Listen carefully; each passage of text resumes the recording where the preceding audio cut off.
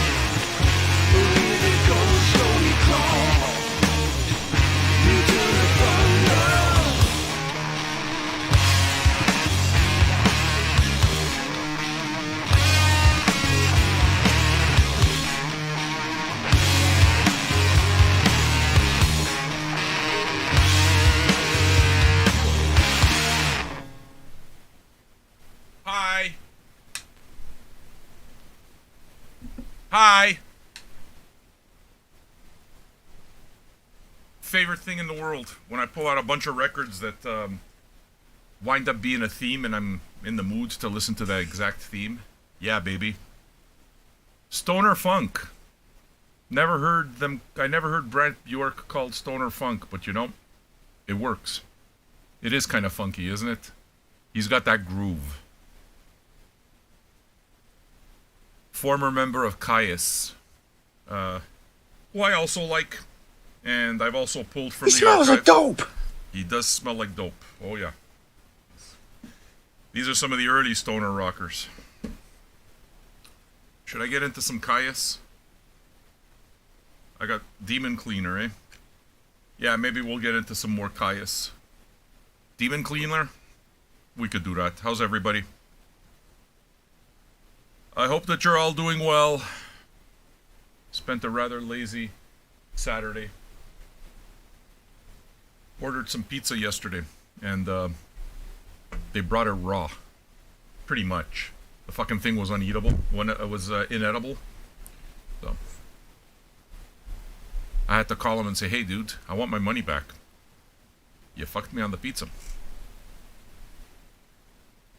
They didn't give me my money back, but what they did is they sent another 2 pizzas. Which means that I got 4 pizzas because they didn't take back the old pizzas. So what do you do with a pizza that's not properly cooked? You just shove it in the oven and you cook it. You know? I don't eat regular pizza. I don't eat Italian pizza when I'm here, dude. Italian pizza is something I gotta go out for and, like, order. Italian pizza isn't something that you find a whole ton of, you know what I mean? Yeah, when the dough's raw and stuff like that, listen, I call and it's like, listen, you know, I've never complained or anything. It's just, you sold me pizza I can't eat. So that's a trick, just so you know, Domino's. You see? They gave you credit. Yeah, that's it. As long as they give you credit. I mean, most people, you know, they're not trying to fuck you over. You have to realize these pizzerias are probably run by kids a lot of the times. So, when I order food, I order it like right before they close. Because that coincides with the show. So, I figure I caught a kid who's like completely fed up. It's a fucking Friday night. He wants to go home, you know? So it's like, ah, shit, there's a last order under the gun. Let me just make this happen as quickly as possible. I get it. Did a bit of reading too. Yeah, man, Pizza Boy. They took care of me. I gotta tell you, they did take care of me. They sent it. Bart picked a Trooper song, eh? Okay. We could do that. I'm curious, what did you guys think of the Off Classics night yesterday? I did an impromptu theme show that I enjoyed, but I mean, I just always kind of wonder, you guys, you know? The entire theme of the show was, I'm good with playing classic show, you know, classic rock type of thing. But the deal with classic rock, right, is that you wind up hearing a lot of the same songs over and over and over and over again. And the deeper tracks are sometimes where it's at. Or the albums that are not the hot albums are where it's at. So, thought to myself, hey man, why don't we pay attention to those? And I dug it. I mean, I really dug it, but it seemed like a bunch of you did too, in the sense that, hey, I didn't know that they played that. Yeah. One of the big highlights for me, you know what it was? Playing Spooky Tooth's version of Better By You, Better Than Me. And fucking watching, like, Judas Priest fans lose their shit. It's like, wait a second. Is this Judas Priest? It's like, yeah, it is, but it's not the original. A co-highlight of that is the fact that Fossil Hunter, Alanis, chose that song. You have no idea how happy that makes me, dude. Like, when I know, when I get somebody who requests something that's completely off what I think I know about them, it makes me happy, because it kind of like feels like, oh, we got an entire conversation to talk about now. We have a whole, like, this opens up just an entire conversation with this person that just, I didn't know that was there. You know?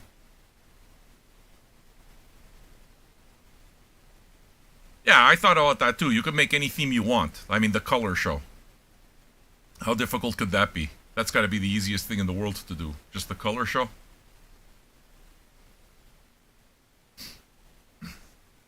But yeah, it was fun to play a bunch of stuff that a lot of folks didn't dig. Like, a lot of people don't necessarily know.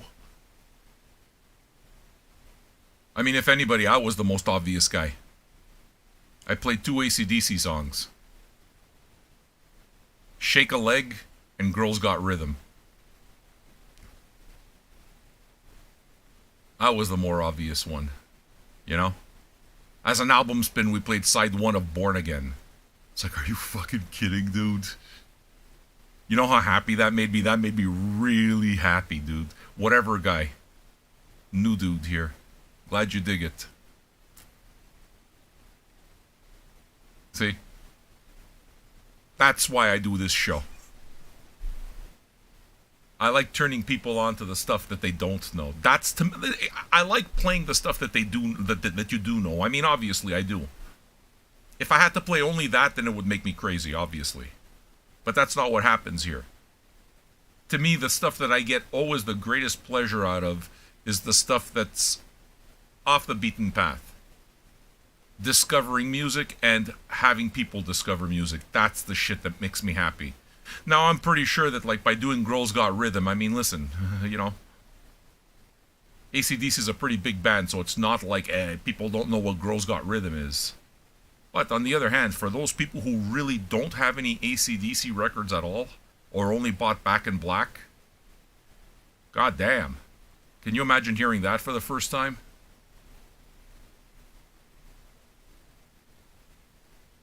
I could go on a total run of the like AC/DC, play like Touch Too Much.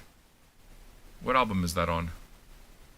Touch Too Much. That's also on Highway to Hell. Or pretty much any tune on Powerage, which sometimes is my favorite AC/DC record. You know, play Down Payment Blues or something like that. Give Me a Bullet. Yeah, but Riff Raff is kind of known, though. Riff Raff is known. Like, I mean, it's one of my absolute favorite tunes. But, you know, Down Payment Blues, Give Me a Bullet. That's a fucking awesome song. Never gets played on radio. You know, it's like you have to have the album in order to have it, to know it, you know? I dig it.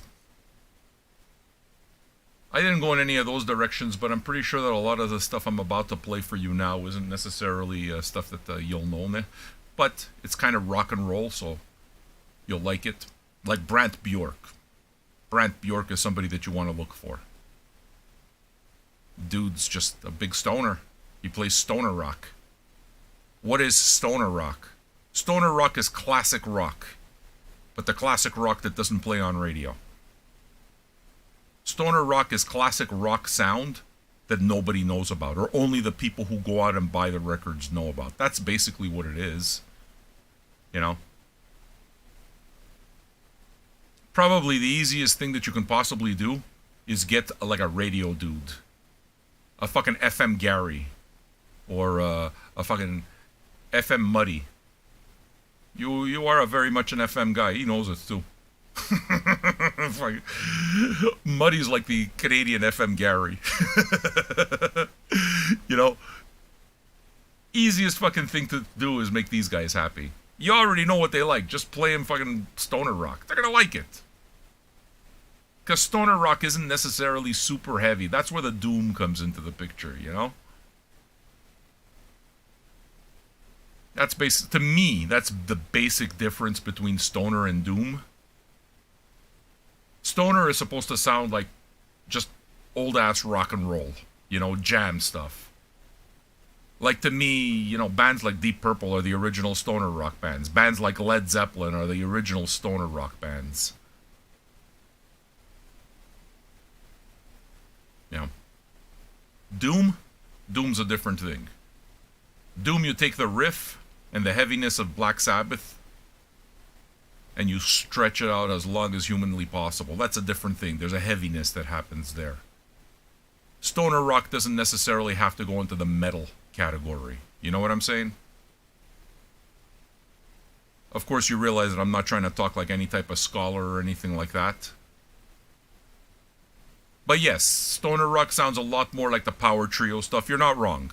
Like for me, you know what like proto-stoner band is? Is like he's mentioning right now the trios, and that obviously takes you right away into like Cactus. Cactus is stoner rock.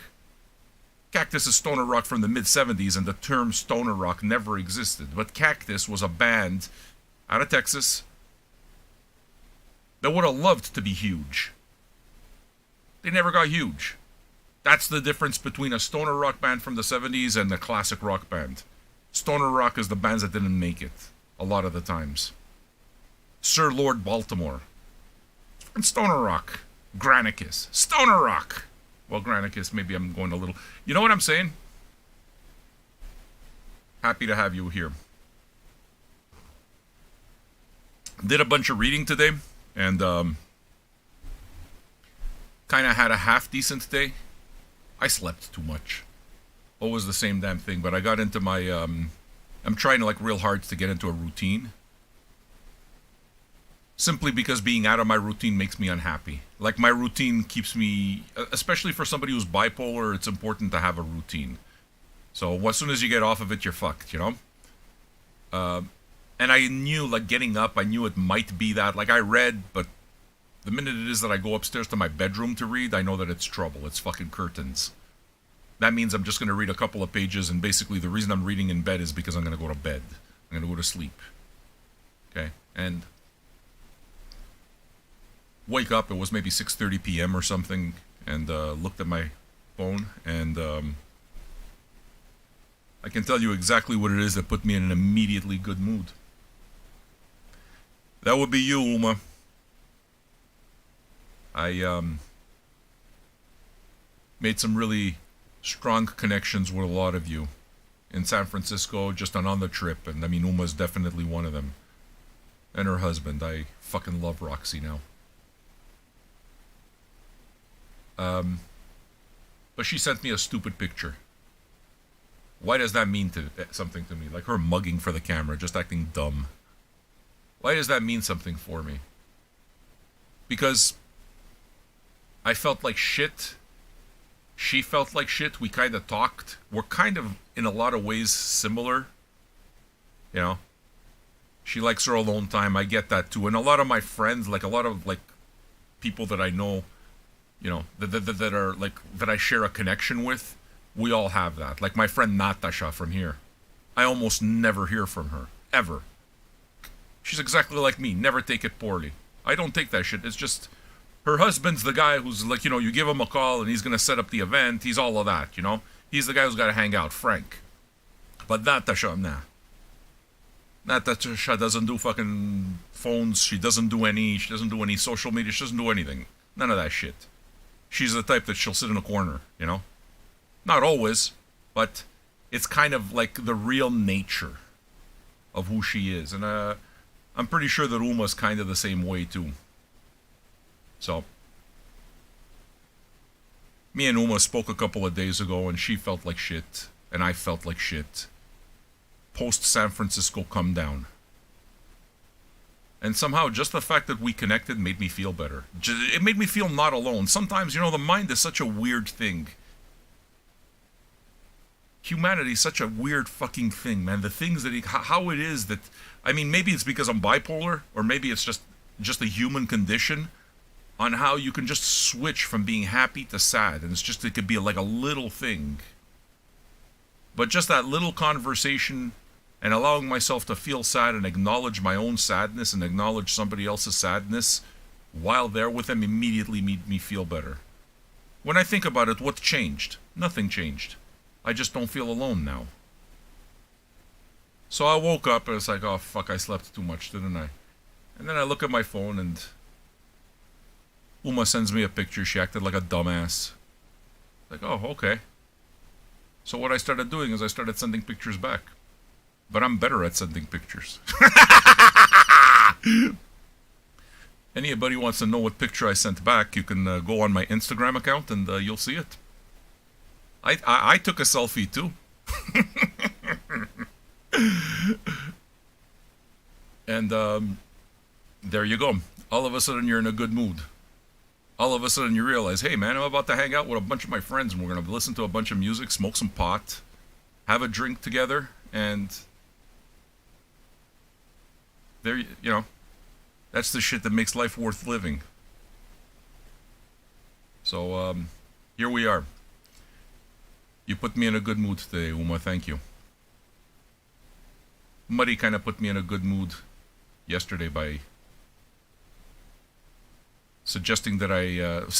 telling me that a documentary on Sister Rosetta Tharpe exists. It's like, what? I love Sister Rosetta Tharpe. She's one of the original rock and rollers.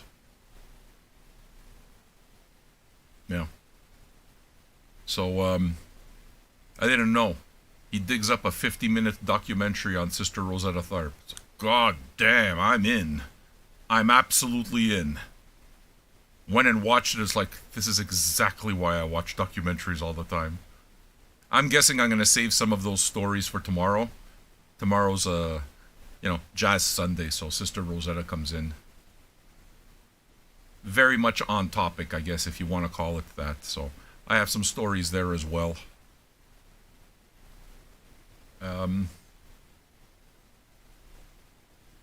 Read a bunch of my Dilla book. That's kind of cool too. What I like about it is I'm beginning to get the feel, and this is happening a lot. There's a lot of overlap. Detroit is an enormous cultural hub. Detroit is fucking Music City, like for real Music City. So many scenes. And while I never read any books on Detroit proper, I've read a lot of books from musicians who came out of that. So, I mean, I read Berry Gordy's biography, I read Marvin Gaye's biography, a bunch of the Motown people, And what's fun about that is that you wind up putting the puzzle together in your own head, because you're getting little snippets from this book and that book, and together, when you put it together, what you wind up having is an idea of what the scene was like. And I like that. See, because for me, it's not about being accurate. It's not about having the story right. It's not about that at all. For me, it's about telling the story. I'm not sure that you have to be factually accurate for a lot of the things. There's a lot of what makes it interesting for me. I mean, for historians, I'm guessing it's completely different, right? So you're going to have the people who are going to kind of nitpick over the little details, and that's fine. I mean, I'm not saying that that's not the way to do it either, because that's the way their mind works. They're archivists, they're, historians, and you don't have to be paid to be a historian, If you like something enough to dig real, real deep, that's what you do, man. So, every time I read a book that connects Detroit, I wind up knowing a little bit more about the scene, and it makes me realize how little I know about music. It's crazy to me that I have all of these names being thrown out, and I don't really know who they are. It's fucking awesome. So, I'm interested in seeing what these books will take me to, eventually. I'm pretty sure it'll make for some interesting discussions. But the oral tradition's important, really it is. To me, the show, part and parcel of the show is the oral tradition. The talk part of the show is an enormously important part for me. Because I want to keep the oral tradition. Once upon a time, that's the way it is people carried on their culture. There was nobody writing this shit down. Storytellers. Hang around the fucking fire, and there was a person there, shaman often or whatever, where it was his job to tell the stories. It was his job to tell the stories of to keep the history of his tribe, of his people together through his stories. That was the link. Now, a lot of times these people tell exactly the same stories, but they tell them just a little different. They add a little flair here and a little flair there. To me, that's where it is that I'm massively influenced. That's what it is that I find interesting. So, those of you that have been listening for any period of time, it's like, this fucking guy says the same thing over and over again. He repeats the same stories over and over. Yeah, I do. Yeah, I really do. Two factors come into that. One is the aspect that I just mentioned. To me, the story matters more than anything else. The story matters more than facts. Facts help paint a better story. Okay? So I did mention while I was reading the Mark Lanigan book that as I went further into the book, the stories about his heroin addiction became so fucking outlandish. Like nuts. And the way he was writing, it's like, is this fiction? I mean, is this a biography? Does he even say that it's a biography? Because he never really says it's a biography. Very clearly, there's a ton of biographical elements. But is it necessarily a biography? Is everything 100% factual? Or is he just putting it on a little bit? Is he adding flair in this area or that area because he wants to tell a good story? And I didn't feel let down in the least when I read the book and felt like this might not be fucking true. This sounds just a little too fucking crazy for it to have gone down exactly the way he's telling the story. But goddamn, what a story. I can't put the book down. And that's what it is that makes me miss Lanigan so much more, because he has that talent and I discovered it for the first time, and I wish to God there were more books to read. I'm like all in on it, you know? And that's why I'm looking forward to reading my Charles Mingus book, because it's exactly the same thing, done, 50, 60 years earlier during the 50s, maybe the 60s, I don't remember when he wrote it, but I've heard many people say, oh yeah, you can't trust anything Mingus had to say. He was a storyteller. It's like, yeah, well, when I buy a book, I'm not sure that when I'm buying a biography, I'm not looking for a history. I'm not looking for history. I don't approach things from a historical perspective. Personally, although I do understand that a lot of people would,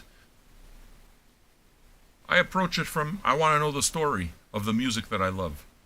I want to have ideas. I want to, I want this world to be painted a little bit more, but ultimately the way that you paint, the colors that you use to paint this and that are ultimately completely up to you. And to me, that's the fun part. So, I hope to take you into that world. Sometimes the stories fall flat, sometimes they're not interesting, sometimes they're not they meander a little bit, but that's part of the whole fucking tradition. Alright. I got a bunch of tunes for you. Should we do a theme? No theme is coming to me right now. Although one thing that I could do, but this would kind of, you know what you can do for me, please? I think I do have a theme. We don't have to stay there, but just for some of you who want kind of like maybe a little bit of a direction of where we can take it, let's go with the stoner rock theme. What is stoner rock? I don't want you to think of stoner rock as a genre. I want you to think of stoner rock as a feeling, as a vibe. In other words, you can be a massive stoner rock fan and not smoke any pot at all. I know, because it's like for the longest time I was a massive stoner rock fan and I wasn't a pot smoker. Now I'm a pot smoker.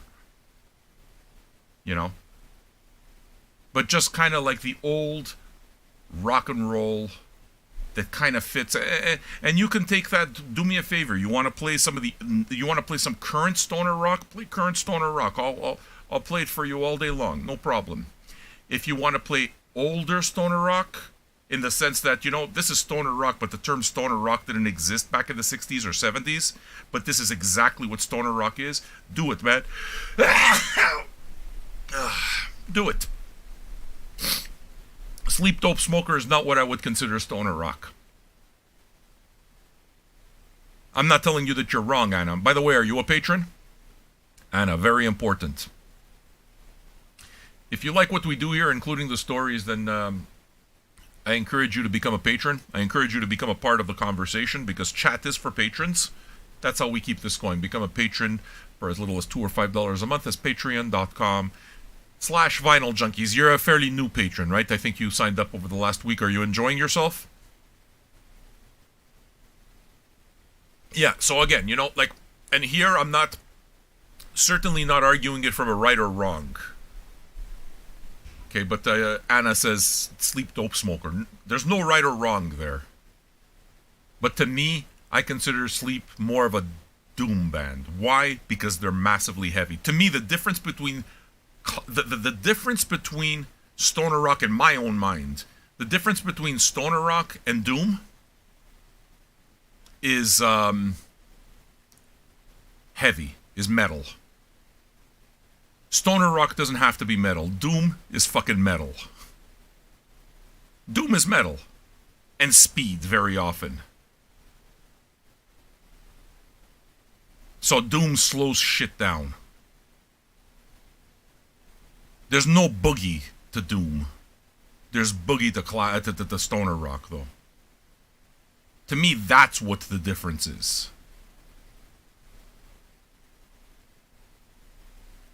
And I know one thing for sure. We definitely have the audience here. Yeah, there you go. Fu Manchu is stoner rock and metal. Yeah, because there is that crossover. Metal Andrew, you're absolutely right there. You know, there's Kai Lisa that can also kind of go both ways. There's a whole bunch of bands that can kind of go both ways, you know. And there's no hard and fast rule, at least not for fucking me. I don't get caught up on terms. The reason it is that I use terms is just kind of to outline, you know, to paint a little bit of a picture. And I love the fact that we have an audience here that knows this stuff. That's what I like about the themes. Let's see what you guys got. Because ultimately your requests wind up informing the listener. And creates the conversation. So, if you want to listen to some stoner rock, suggest stoner rock. What is stoner rock for our case? Stoner rock can absolutely be stuff that's kind of classic rock. It can absolutely be that. The Pusher, Steppenwolf, stoner rock. Add a fucking heavy riff to that, doom. I would love to hear somebody do a doom version of The Pusher if it hasn't been done already. So, Five Horse Johnson, stoner rock. Fucking right. Clutch, stoner rock. Electric Wizard, not stoner rock, doom. What's the difference? The speed, or lack thereof, and the heaviness. To me, in my mind, if there are any other elements, I'm here, that's why I'm talking about this, because I want to talk about it. Deguelo and Badam nationwide. Sonora and Dub understands perfectly what I'm saying. Strange Brew, Disraeli, abso-fucking-lutely. That's stoner rock to me. That's stoner rock before stoner rock existed.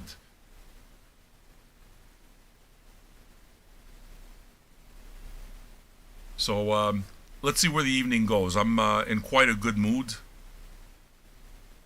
Thanks to all of you, man.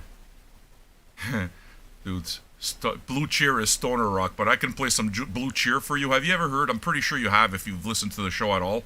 And if anybody wants to put up a 10 for it, please feel free.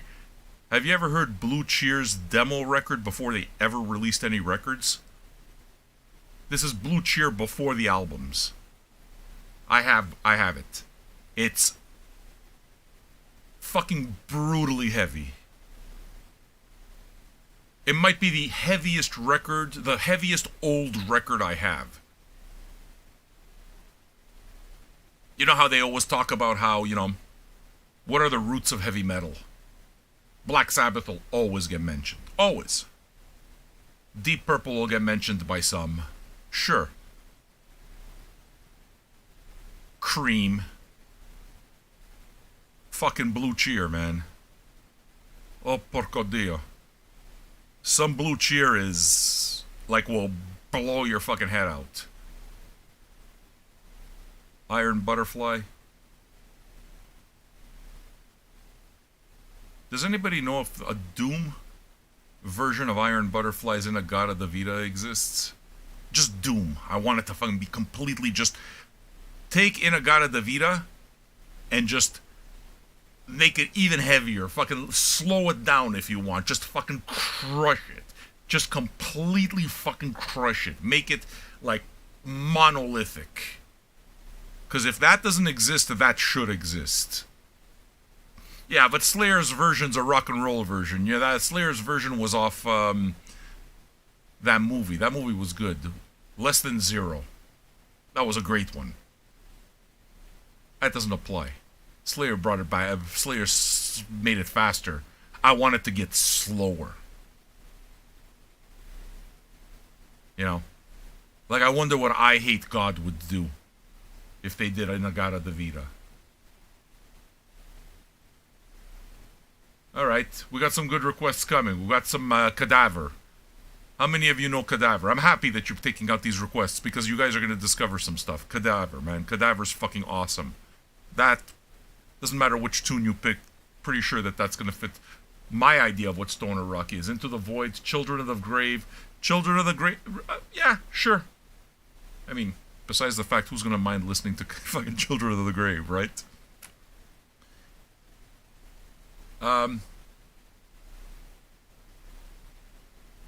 We're here for each other, guys. This community matters. We pick each other up. We spend time with each other when we're down. That shit matters. So, I'm grateful to all of you. Especially you, Uma, with those stupid pictures you sent. What is these pictures? Sending these pictures. Making stupid faces. Those are my favorite pictures. Those are my favorite pictures. Stupid shit.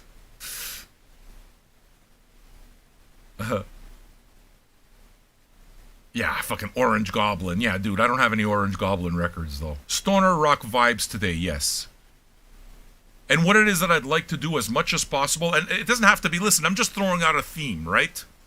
As much as possible, try not to focus on the heavy part of it. Try to focus on the classic rock part of stoner vibe. And there's a lot of new bands making classic rock. Lots of them. And I got a fuckload of it. So, it should make for a good evening, and I'm looking really forward to just getting high and knowing that it's a Saturday night and I'm going to have a great time with all of you. I love you guys. I want new stoner rock. I want anything. Listen.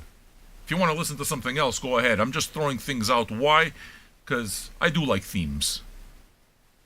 You know?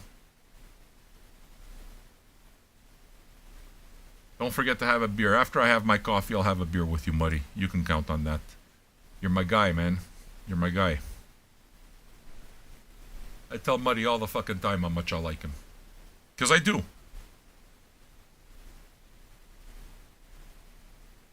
Kind of applies to all of you, too. Everybody in this group, it seems, has a little bit of schmutz on them. There's a little bit of fucking misfit in all of us. We kind of don't fit. And what it is that I enjoy is discovering the part that I realize doesn't fit.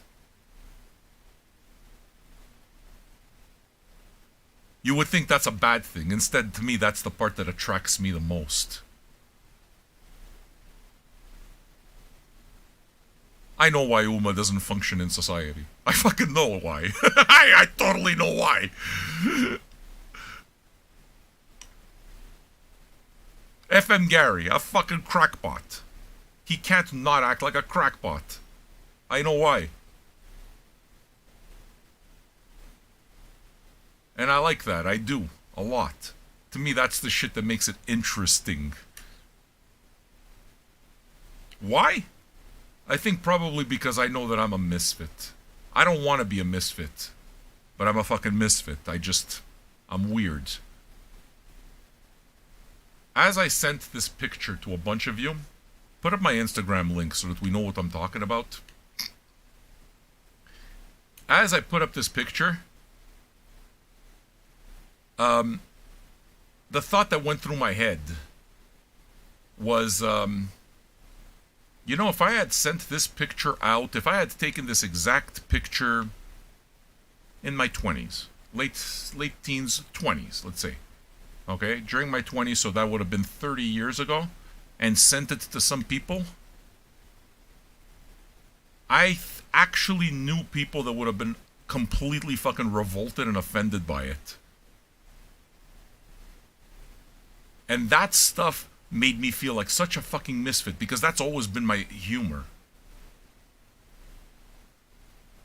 But I know that would have offended some people I knew. People in my own fucking family. It's like, what the fuck's wrong with this guy? Right? Tell me you would have put your fucking dick into that. Tabarnak. It's fucking beautiful.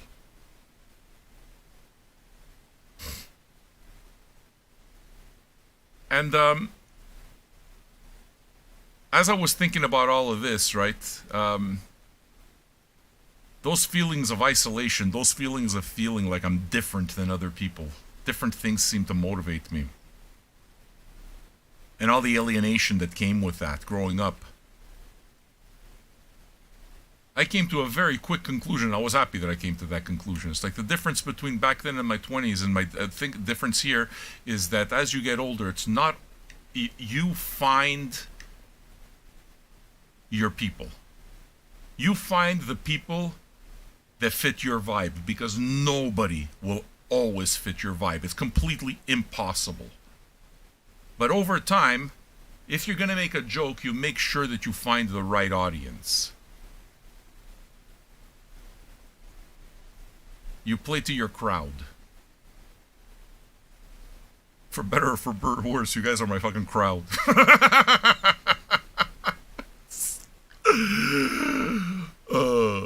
For better or for worse? Did I just see a request from Purple Haze? No. Purple Haze hasn't been around, eh? I don't want to hear a joke. Purple Haze will come around. The reason I ask is simply because he has a Dio song that I want to play for the guy. Christopher, hi Christopher. I'm glad that you're enjoying yourself. Are you a patron? I'd like to invite you to become a patron if you wish. If you enjoy what we do, become a part of the community. The chat is for patrons. The listening is for everybody. But we make it that way to create a nice intimate environment and to make it so that we can pay the bills. It's nice. It works. Pretty sure I'm never going to become a millionaire adopting this formula. I'm not sure I give a shit. And that should make you guys happy. Because it lets you know that I'm in this for the right reasons. I'm in this because I want this, because it's a passion. And I had that exact conversation with Pete from Au 33 Tours, the record store, a couple of days ago. Exactly the same thing. We spoke on the phone, I think, yesterday. Like, I'm not going to become a fucking millionaire selling records. It's not going to happen. But, I mean, it's my passion. And that's where I knew that he was a real one. Because anybody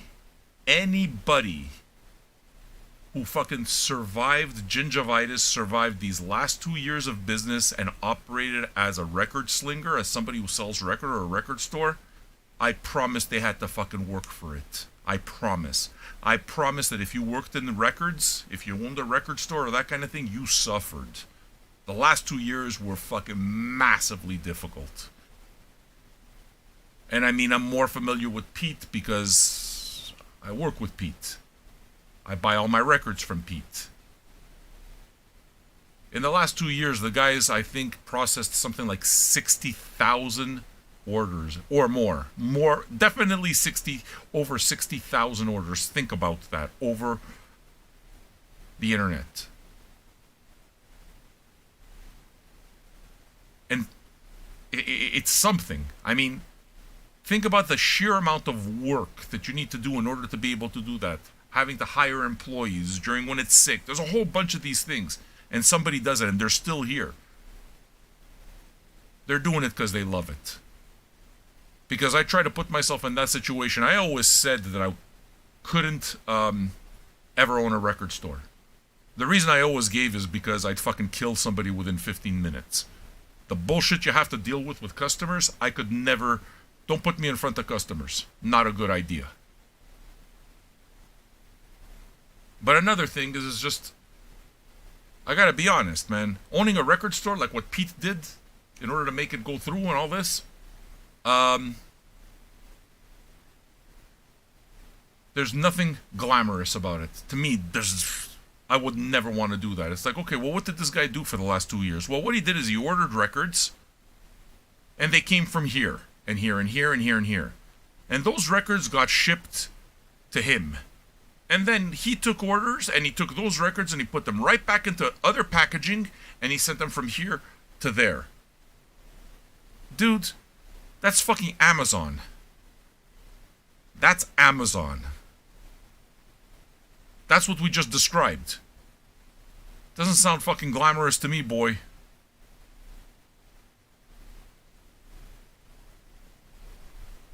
But it's a guy like that that keeps the culture around, man. Bookstores matter, still matter. Record stores still matter. Why? Because the conversations that you have in a bookstore with other people, with bibliophiles, or the conversations that you have with record people or music people, those conversations aren't something that you'll just generally find. And that's why it absolutely works here on the internet, and that's why Vinyl Junkies works, because we're an online record store. We talk. We have a conversation about it. We talk about music. It never gets boring. You know? Christopher, are you a patron? Yes or no?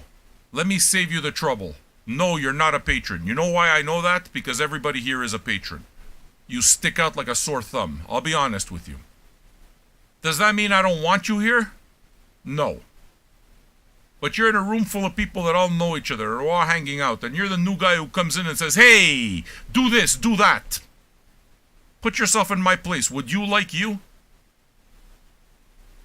How would you feel about you? Right? Now, I'm sure that's not what you're trying to do. It's a cool place. We're all hanging out. We like music. You dig it. Cool. I'm inviting you to be a part of the conversation. If you want to be a part of the conversation and you like it, listen. Become a patron. You can become a patron for as little as $2 or $5 a month. $2 a month is $24 a year. You can pay it off for the entire year. $5 a month is $60 a year. We got a bunch of people that pay it off once a year. It's like paying a cover charge. Why? So that the bar can stay open and we can keep having fun.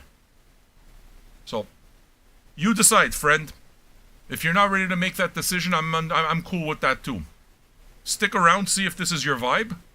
And if you dig it enough to want to be a part of the conversation, then you're going to become a patron, I'm going to see it, and we're going to all welcome you when that happens, because we see it. If not, do me a favor, don't tell me to fucking show records. I'll do whatever the fuck I want. And that's where you speak to a new person, and that's how you make sure that they never come back. Or because they get the joke, and then they do come back, and they get it. I'm taking the piss. Alright. I got the next couple here. I'm going to play them for you. And I'm going to get your requests. What do we have? We got some Pawn, some Mountain. Nice. Good. Mountain, definitely. We got actually If 6 Was 9, which we're just waiting for Shmoo to show up. I'm going to play some Jimi Hendrix. And what I have on cue right now is some Caius. I'm about to cue it up, and before that I'm going to play some Big Business, which is more on the heavy side of things, but if you want to hear what a bass and a drum does when you put them together the right way, oh, you're about to get an earful. Anyone that listens to the show with regularity knows I'm a big fan of Big Business, and yeah, they don't make bad records.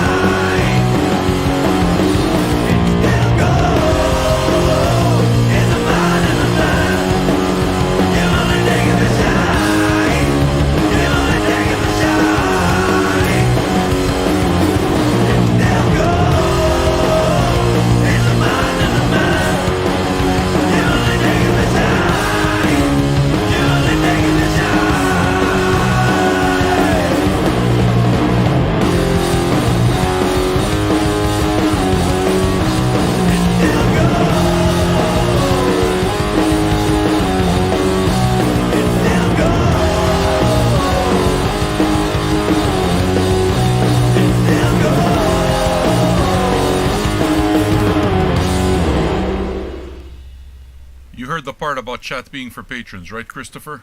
Did you hear that part? You caught that part, right?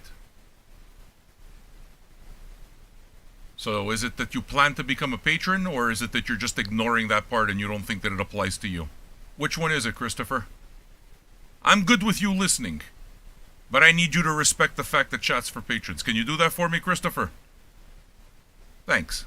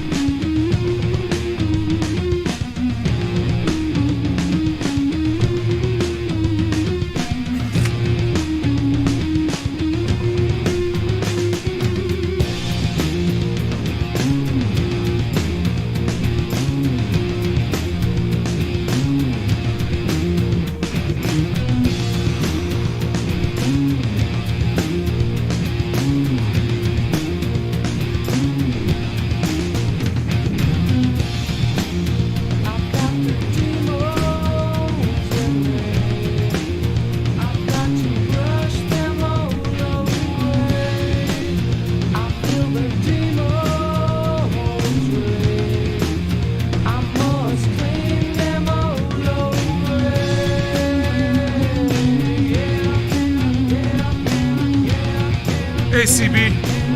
Have fun, man.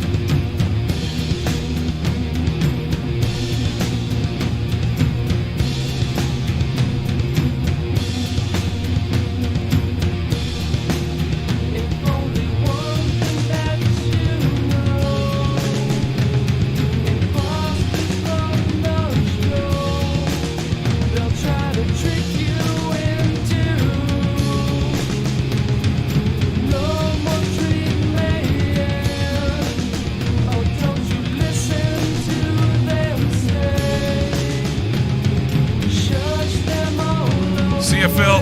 Thanks for dropping by. I'm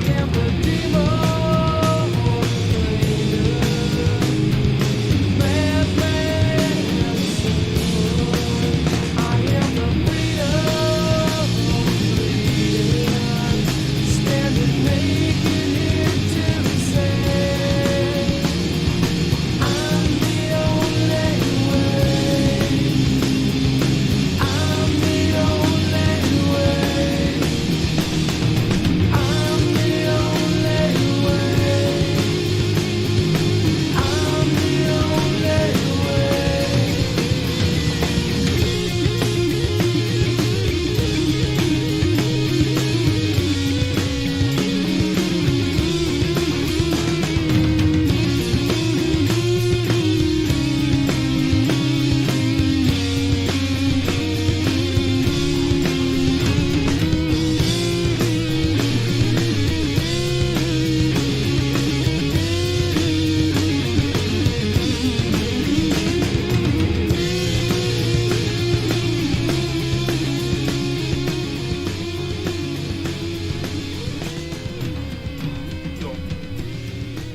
kind of my idea a little bit of the stoner rock.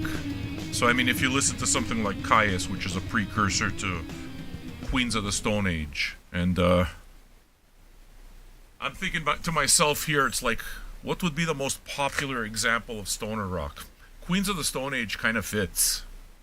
That's definitely stoner rock. At least Songs for the Deaf, you know? We do have a couple of Tame Impala tunes, which is good, man. We're going to get our dance on, no problem at all. And we have a couple of good sets. She's got... Okay, we got some fuzz coming. That's fun. I like that. Tame Impala, Beck. We got two kinda obvious examples of stoner rock that's not that was stoner rock before stoner rock exists. Okay, proto stoner rock. I'm gonna put that together. The first set I'm gonna play is Bowen's set, so we're just gonna get like some Black Sabbath, Black Sabbath with some Cadaver thrown into the middle. Let me find that Cadaver record. Hold on. If you look at the term that, like, you know, the new folk call, like, stoner rock now, Cadaver actually fits it 100%. So, all you gotta do is look at the album cover, and I think it tells you almost everything that you need to know. These guys look the part, and they're trying to look the part. I've seen them live. They're good. This is a really good record. This is an example of stoner rock, but before this, you know, there's a lot of older examples. We're gonna play a couple from Bart, and that'll kind of put you exactly into the vibe that I'm looking for. But so will this one. This Cadaver record's really good. If you ever see it, I suggest it. It's out on Nuclear Blast Records. While I play that, what we're going to do is get some Black Sabbath on both sides of that. Okay, so if you want to smoke 'em if you got 'em set and you haven't already, this is the one that I'm going to initiate myself to for the evening. I got the edible. It's starting to kick in, but it's time to get high.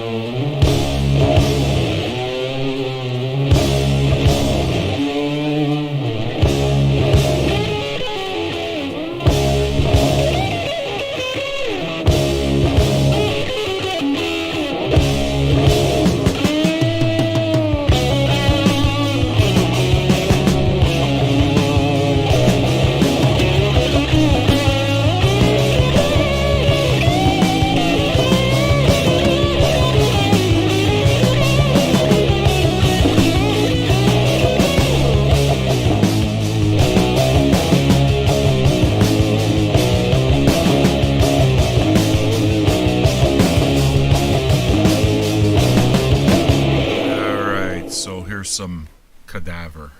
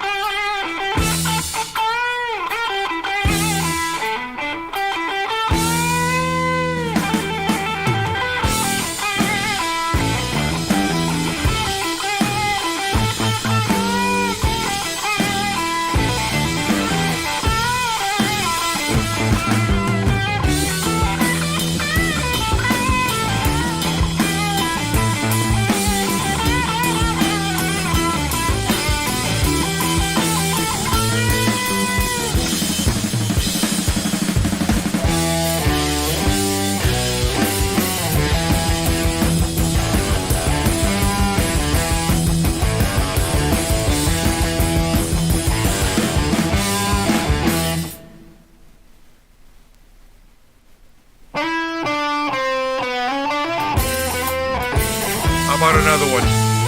I got caught in my stacks.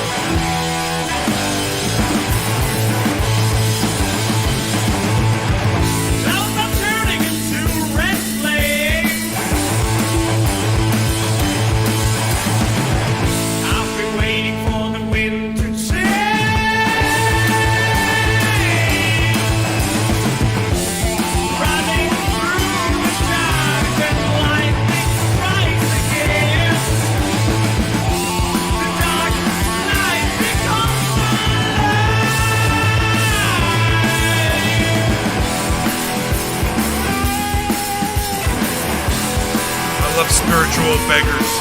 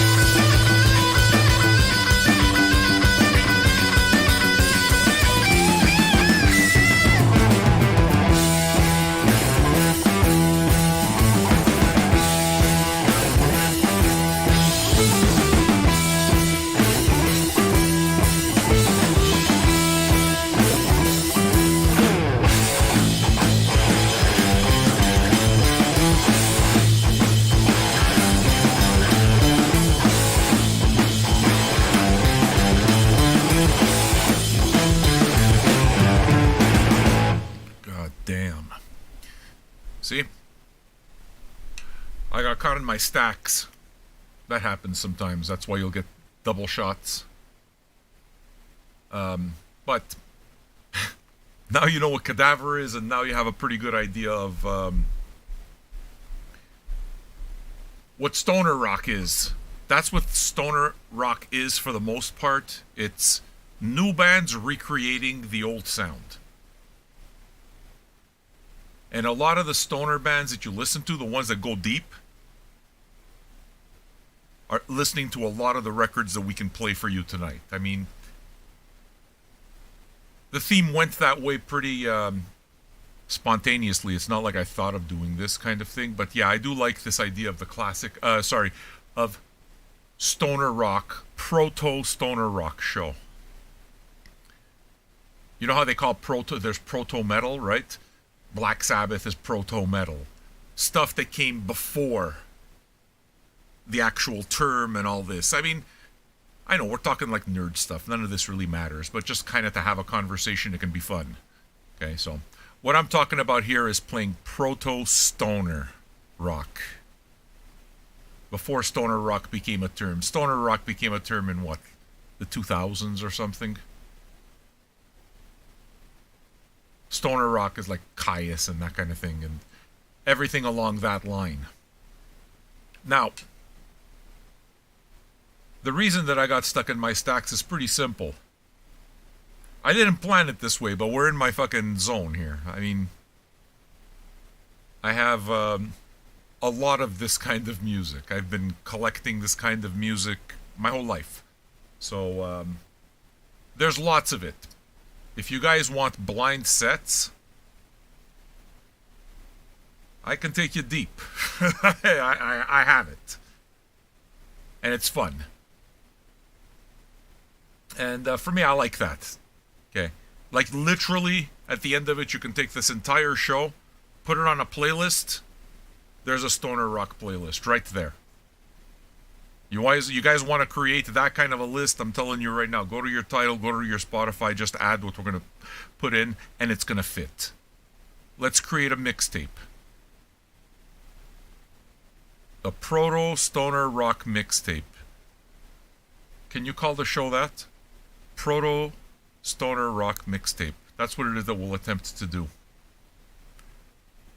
We've come up with good examples. I have a few for you myself.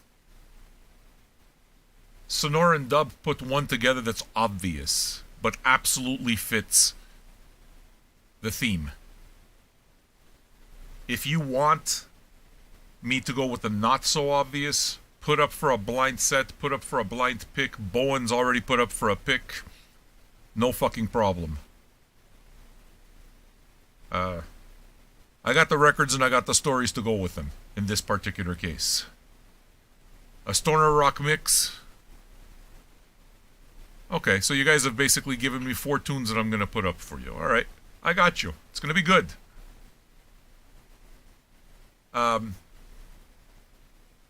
Bart, just so you know, you've already taken 2 songs. It's 3 for $25 if you wanted to take advantage of that. Because the reason I'm pointing it out specifically to Bart is not because I'm after your $5, Bart, but because if there's anybody in this room who's probably even more capable of putting together a proto-stoner rock mixtape, it would be Bart.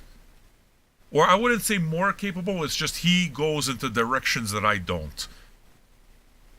He and I can speak that language and we go into completely fucking different directions. So one of the things that I appreciate about a lot of your requests is the fact that you take us to school. The conversation goes there. You know? To me, that's what the group is about. That's what the show's about. That's the magic. And I always say very proudly that we got a bunch of killers in this room. People that really know their shit. Get Jits talking about electronic music. Tabarnak. Get fucking Gladdick talking about electronic music. He knows it, you know? It's kind of cool. Alright, Christopher, look, what I'm going to have to do is clearly respecting the fact that this is for patrons is not something that you know how to do by yourself. So what I got to do is, like, I got to treat you like a baby, and I got to block you. Okay? If you decide to become a patron, I'm going to see your name on the other side and we'll unblock you and welcome you. But basically, I got to treat you like a fucking child. Because you know that I've said the chat's for patrons, and if you want to be a part of it, then pay the fucking cover charge, just like everybody else. Why? Because I'm working right now. Or just respect that. You don't seem to be willing to do neither, so now you're forcing me to do a choice. So what I gotta do is I gotta block your ass like you're a 3-year-old who needs to be told.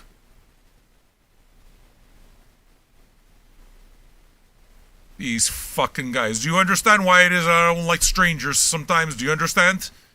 That's why it is that I appreciate the lurkers who fucking listen for a bunch of time. Like, this doesn't bug me. To me, they don't feel like freeloaders. Lurkers, you don't feel like freeloaders to me. Because anybody that likes what we do, you're going to step up eventually, period. I know that you will. But at least you're fucking respectful. I'll put on a show for you all day long, no problem.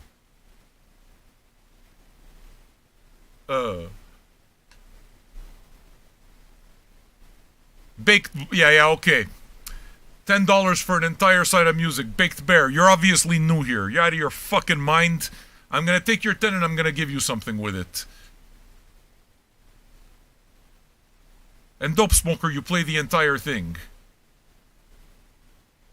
Fuck. Hey, I want to buy your car. I got $50 for you.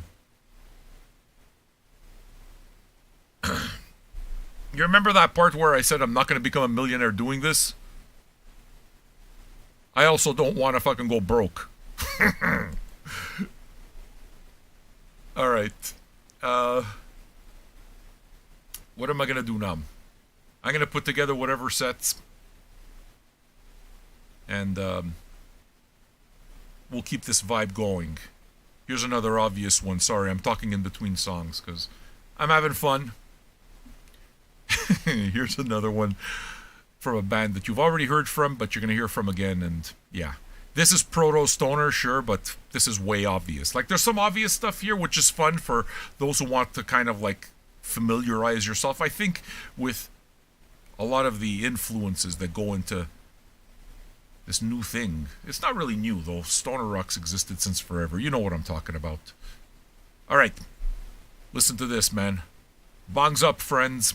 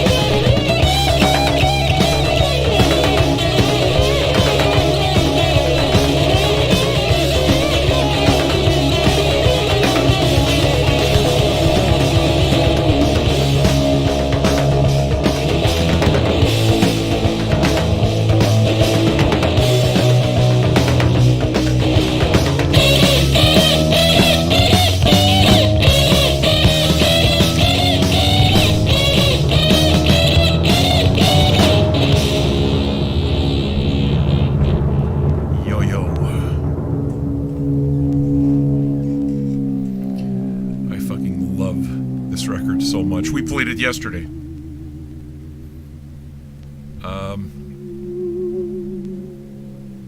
You enjoying yourselves up to now? I do like the theme.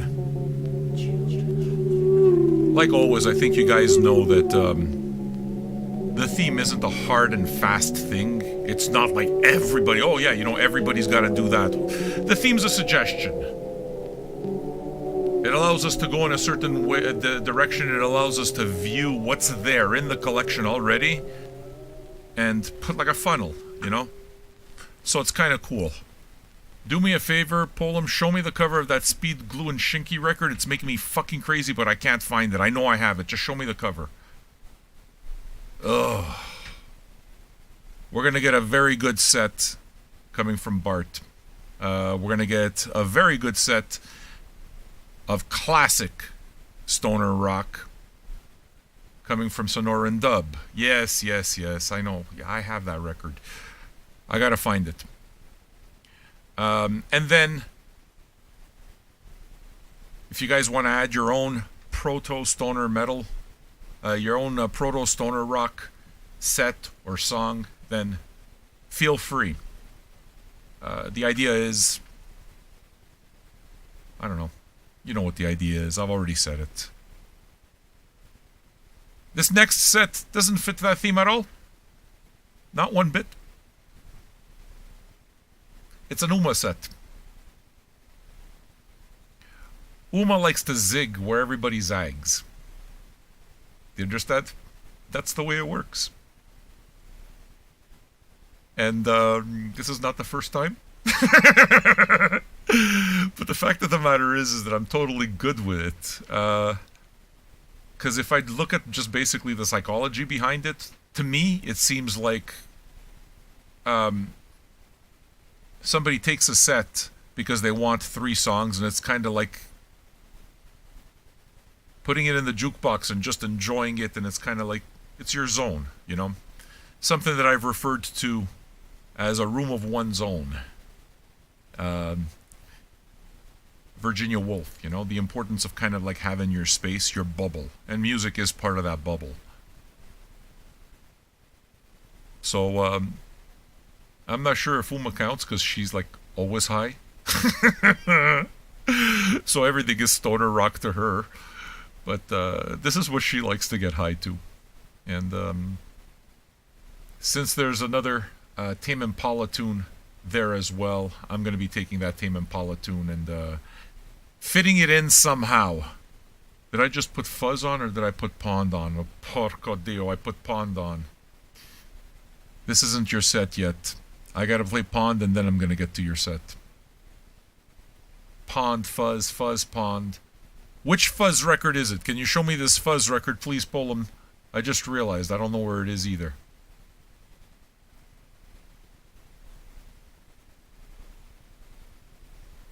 A little glitch in the matrix here. I have to get the songs lined up. Well, I got 2 songs lined up. But oh, that one? That's the album she wants, or he wants. Yeah, that's no fucking problem. I can get that. Let's play Pond first, and then we'll do Fuzz, okay? Is that okay, Umi? Umi. Uma! Uma! Uma. Like, if you get lazy, and you're too tired, you know, you kind of like can't be bothered to just say Uma. And go, and she'll know it's her. See, you have to break it down to like the easiest element you possibly can. Uma takes energy. 2 syllables. Concentrate on one and do it properly.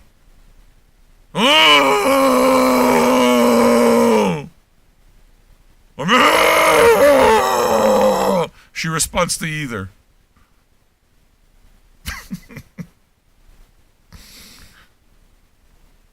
You see? That's the way you make friends in my world. Alright. We're going to play some Pond, and then we're going to do Uma's set. Let me go get that Fuzz record for you.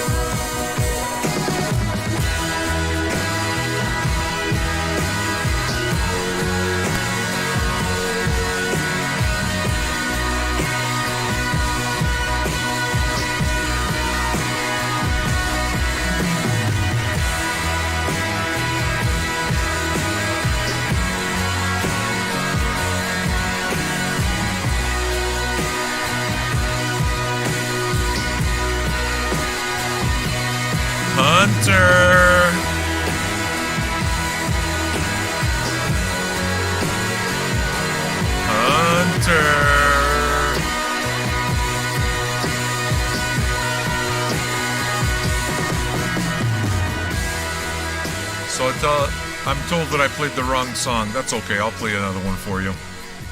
A nice rough drop, okay? Baked Bear, you don't even have to worry about it. As if anything, you got it. You just fucking roll with it. I'll get you your Mastodon. Here's that other song I owe you. Your set's coming up there, Wolves.